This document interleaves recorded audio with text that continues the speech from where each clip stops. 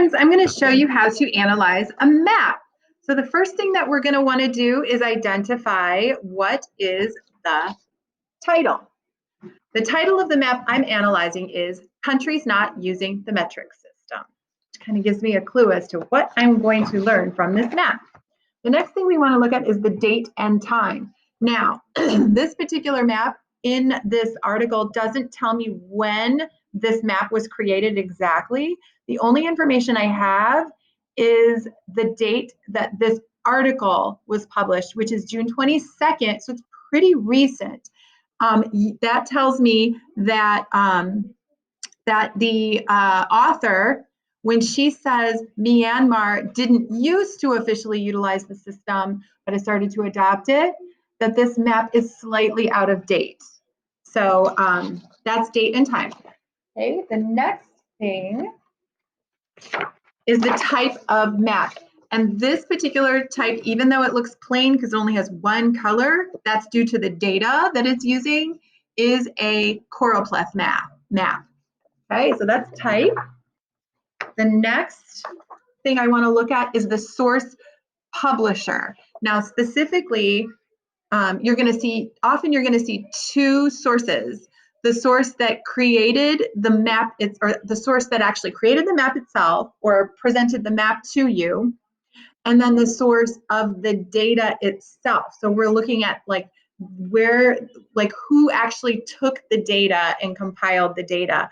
And that's when we start thinking about GIS.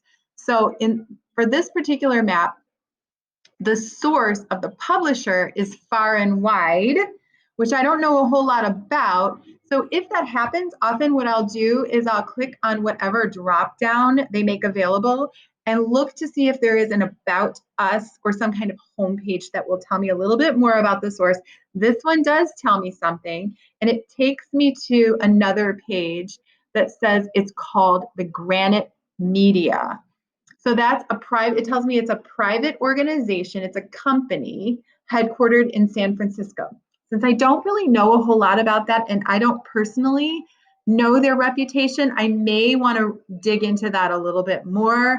I did look to see if it was on the media bias chart, and it was not. So it may be recently made, it may be a new company, and Adfonts Media hasn't tracked it yet. So in other words, it's nowhere on this chart, so I don't know a whole lot about this particular source. Okay, getting back to my map, that's the publisher, so Far and Wide or Granite Media. Now, if I want to know where the data came from, where did they get this data in order to create this map, it tells me Wikimedia, which I know to be the company that also produces Wikipedia. It's a nonprofit organization. I do know that a wiki means that multiple people can contribute data. So the data must be coming from lots and lots of different sources if it's coming from Wikimedia. Okay, so that source publisher, and then we also covered the source of the data. So the next thing we want to do is give about three to five bullet points of any information I can get from this map. What I can see is that there are a lot of countries that utilize the metric system as a measuring tool. And the only countries on this map that apparently do not are the US, Myanmar, which the author says now they actually do use the metric system, and Liberia. Okay, so that's information that I can get from this source. Okay, so the next thing that I want to do is think about what questions can this map answer. The questions that this map can answer are, does the United States use the metric system? Does South Africa use the metric system? Does Myanmar use the metric system? Does Liberia? I can answer those questions from this map. That's not a lot of questions. So the next thing that I want to know is what can't this map answer? And there's a couple questions that I have that this map can't tell me, which is going to prompt me to inquire and to find out more information. My biggest question is, why doesn't the United States use the metric system? And why does Liberia not use the metric system? And then furthermore, I would want to know, like, is there something about the metric system that our culture, the United States, just can't accept? Maybe that's a question that we want to look into. In other words, what's the history going on here? Why are some countries using it and some countries not using it? There's got to be some reason. So I would want to know, is it political? Is it just cultural? Are we not allowed to use it? Because I would think that it would be very difficult for us to communicate weights and measurements, things of that nature, without speaking the same language. But anyway, that's a question that I have. Okay, 3 markers of credibility. Now, we've already started looking into some source issues. And so the 3 things that I know I can use to analyze are author's expertise. Okay, so I'm going to look up here and I see that it's Lisa Perot and it looks like she's clickable. So I'm going to go ahead and click to see who she is and if she's an expert. And it tells me she's been covering travel, meaning journalism, for over 10 years. Some other places that she's worked at. She has a love of travel. She's visited more than 35 countries. It doesn't tell me anything more about her expertise other than that she's well-traveled and that she's worked for a number of other media organizations that have to do with travel.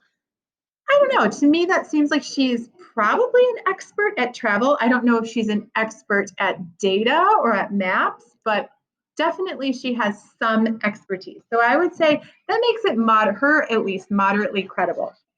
The publication's reputation. I looked it up on Adfonts Media and I didn't see anything there that tells me if it's reliable, if it's mostly fact-based, if it's biased one way or another.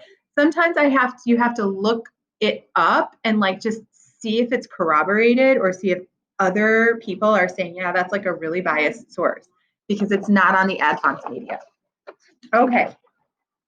Finally, and date and time. The reason why I would say date and time is credible is because if I go back to where I was, the author did make a comment about updated the map. So the map itself is out of date, but that's because the author told me it was out of date, not because I'm looking at the date and time. But she did tell me that Myanmar is now using the metric system. Okay, so those are my markers of credibility. So overall, do I think that this map is credible? Do I have any reason to believe that it's lying to me or that the United States does use the metric system? Well, I know for a fact that we do not. And I can also say that I know as a kid in the 1970s and early 1980s, there was a push for our country to start trying to use the metric system. And I actually had elementary school teachers try to help us to learn the metric system and use it. And it did not stick. People did not want to change. It's like we had been using our American standard system for so long that we didn't want to change. Is that an answer to a question? Maybe. I don't know. But overall, because I find this map to be corroborated, I'm going to say it's pretty credible, despite the fact that I can't find far and wide anywhere in terms of its bias and credibility. All right, so now it's your turn. I'm going to have you guys choose a map, and I want you to go through the same process. You don't have to take quite as long as I did. You don't have to do a video, and you don't have to use signs. You're just going to do a Google Doc, but that's the process. So hopefully that helped you.